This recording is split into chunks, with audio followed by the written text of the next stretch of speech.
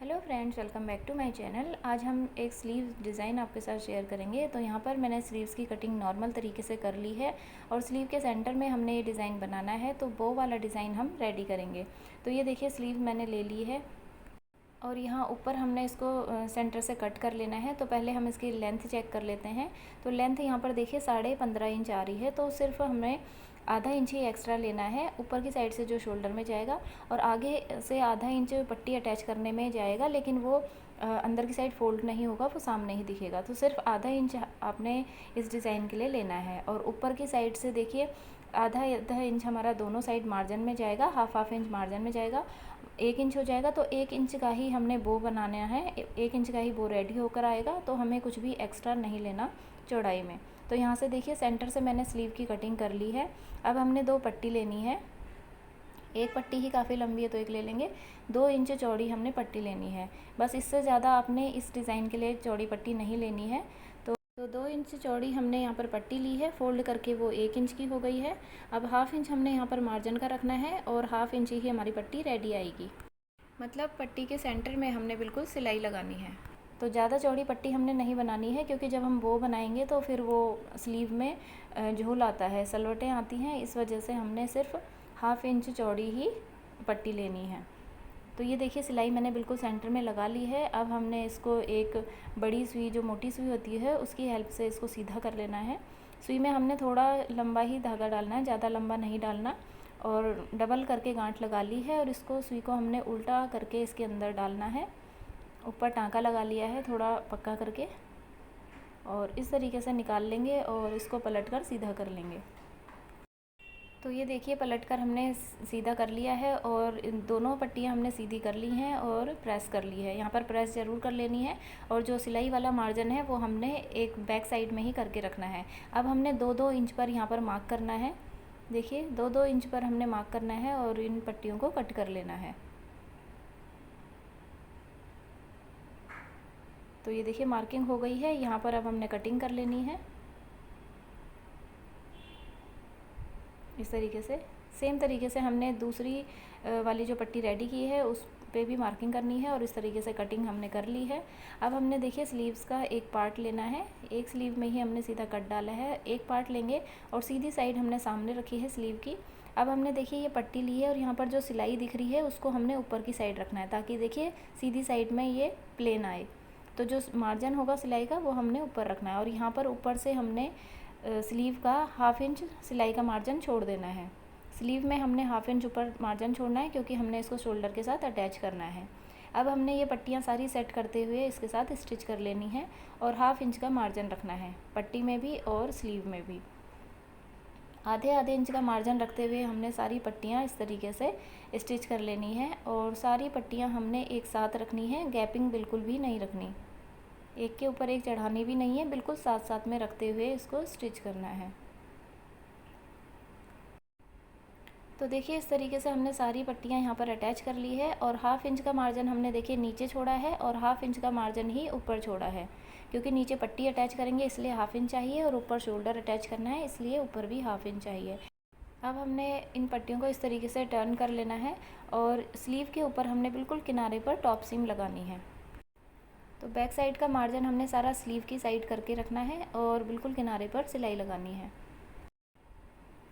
तो देखिए टॉप सीम लग गई है। अब हमने इसी स्लीव का दूसरा पार्ट ले लेना है, और इसके साथ अब हमने ये जो पट्टियाँ हैं इनको स्टिच करना है। तो बॉटम साइड से अब हम स्टिच करेंगे। देखिए बॉटम पार्ट को हमने रखा है, नीचे वाली साइड से स्टिच करना स्टार्ट करेंगे, और जितना मार्जिन हमने एक पार्ट में रखा है नीचे की साइड से उतना ही यहाँ पर मार्क करेंगे। मतलब हाफ इंच का मार्जिन ही रखा है, तो हाफ इंच हमने दूसरे पार्ट में भी छोड़ देना है आगे की साइड से, और फिर इन पट्टियों को एक साथ रखते हुए, मतलब पास पास रखते हुए, बिल्कुल गैपिंग नहीं करनी है, इस तरीके से रखते हुए स्टिच कर लेंगे, और हाफ इंच का मार्जिन ही हम इधर भी रखेंगे। तो ऊपर की साइड भी देखिए दोनों ही पार्ट्स में हाफ इंच का मार्जिन है, तो ये मार्जिन हमें ज़रूर चाहिए शोल्डर अटैच करने के लिए। अब देखिए ये जो पट्टी हमने 2-2 इंच की कट की थी, दोनों साइड से आधा आधा इंच मार्जिन का चला गया, तो 1 इंच हमारी यहाँ पर बीच में पट्टी रेडी आई है। तो यहीं पर अब हमने बो बनाना है। तो एक साइड देखिए हमने टॉप सीम लगा ली है, दूसरी साइड भी हमने सेम तरीके से टॉप सीम लगा लेनी है, और मार्जिन को स्लीव की साइड करके रखना है। तो देखिए स्लीव्स के किनारे पर हमने सिलाई लगाई है। अब हमने नीचे एक पट्टी अटैच करनी है, तो करीब 2 इंच मैंने ये पट्टी ले ली है, 1.5 इंच भी ले सकते हैं आप। बिल्कुल पतली हमने पट्टी नीचे अटैच करनी है। रॉन्ग साइड में हमने पट्टी रखी है और आधे इंच का मार्जिन लेकर हम इसको स्टिच कर लेंगे। तो देखिए एक सिलाई लग गई है और अब हमने इसको नाखून से इस तरीके से सेट करना है और एक्स्ट्रा फैब्रिक कट कर लेना है। अब इस तरीके से 2 फोल्ड करने हैं और जो सिलाई हमने पहले लगाई है बिल्कुल उसी सिलाई के ऊपर इस पट्टी को रखते हुए हमने स्टिच कर लेना है। तो इसीलिए यहाँ पर हमारा सिलाई का मार्जिन नहीं जाएगा, जहाँ पर हमने सिलाई लगाई थी वहीं पर ये पट्टी फोल्ड करके आ गई है। तो देखिए इस तरीके से ये स्लीव रेडी हुई है। अब हमने यहाँ पर बो बनाना है। तो यहाँ पर देखिए एक छोटी सी मिस्टेक हुई है, यहाँ पर ये जो सिलाई वाला मार्जिन है सीधी साइड में दिख रहा है और कहीं भी पट्टी में नहीं दिख रहा, बस एक में दिख रहा है।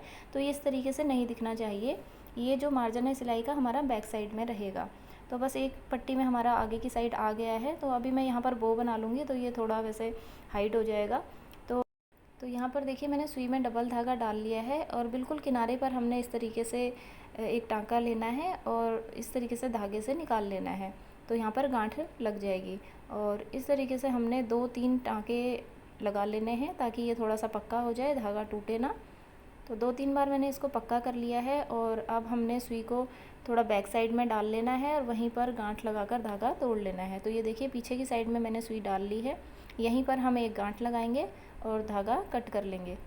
तो देखिए एक बो हमारी यहाँ पर बन गई है। धागा थोड़ा छोटा ही कट करना है ताकि वो सीधी साइड में दिखे ना, फिनिशिंग रहे इस वजह से। अब हमने दूसरी पट्टी में भी सेम तरीके से स्टिचिंग करनी है। 3 बार कम से कम हमने इस तरीके से स्टिच कर लेना है ताकि ये पक्का रहे। और फिर हमने बैक साइड में सुई निकाल लेनी है और गांठ लगा के धागा तोड़ देना है। तो यहाँ पर भी हमने धागा कट कर लिया। सेम तरीके से हमने सारे बो बना लेने हैं। तो अभी देखिए यहाँ पर सुई में ये धागे में वो गांठ लगी है, तो इस वजह से हमने इस तरीके से टाँका मारा है ताकि वो गांठ जो है बाहर की साइड दिखे ना।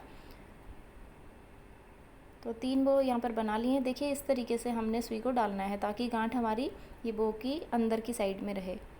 और इस तरीके से फिर 2-3 टाँके मारेंगे और सुई को पीछे डालकर हमने धागे को कट कर लेना है। तो इसी तरीके से हमने सारी बो बना लेनी है और उसके बाद मैं आपको स्लीव्स की फ़ाइनल लुक दिखाती हूँ। तो ये देखिए हमारी स्लीव इस तरीके से बनकर रेडी हुई है, बहुत ही फिनिशिंग के साथ और बहुत अच्छे लुक के साथ हमारी ये देखिए स्लीव रेडी हुई है।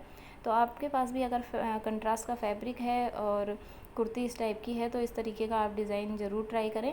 और बैक साइड में देखिए हमने एक और सिलाई लगा ली है स्लीव्स की साइड में ताकि जो मार्जिन है वो अच्छे से फिक्स हो जाए। और एक पैर की दूरी पर हमने सिलाई लगा ली है। और ये जो बो की चौड़ाई है ये आपने सिर्फ 1/2 इंच ही रखनी है, इससे ज़्यादा चौड़ी नहीं रखनी है, क्योंकि जब आप बो बनाएंगे तो यहाँ पर झोल आता है स्लीव में। तो यहाँ पर देखिए मैंने दूसरी स्लीव भी सेम तरीके से रेडी कर ली है। उम्मीद करती हूँ वीडियो आपको पसंद आई होगी। पसंद आई हो तो प्लीज़ वीडियो को लाइक, शेयर एंड सब्सक्राइब ज़रूर करें। मिलते हैं नेक्स्ट वीडियो में, तब तक के लिए गुड बाय।